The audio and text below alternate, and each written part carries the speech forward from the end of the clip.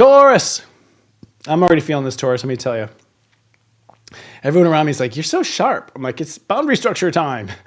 You are learning how to believe in the boundaries you write for yourself.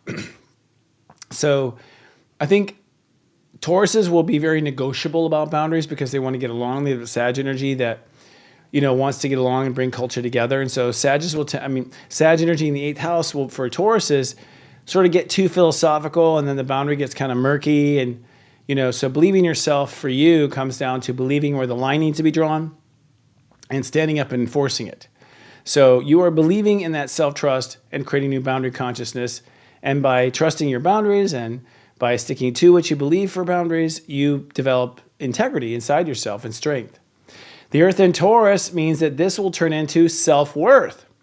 So you're going to grow more confidence, more soul capital when you draw those boundaries. Your mind will assume positive, will assume abundant. Your mind will assume that everything will be fine. You give yourself the benefit of the doubt or the credit that you deserve. And so the two will work really strongly to up the spiritual credit rating of Tauruses. Now, the Mercury retrograde is in Sagittarius, the 8th house. And so that means you may realize that you may have the potential to transform into someone or something that you never thought was possible. And with that question, you'll be forced then for the whole 3 weeks to reconsider exactly where the line is and isn't. So you're in deep negotiation with yourself about where to draw the line and, of course, which to enforce or let roll.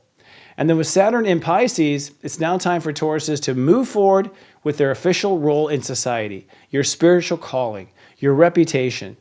Basically, probably the part of you that was going to leave behind on the planet as your image.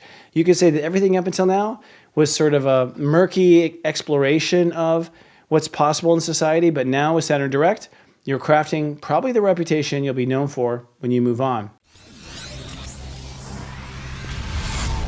It's serious.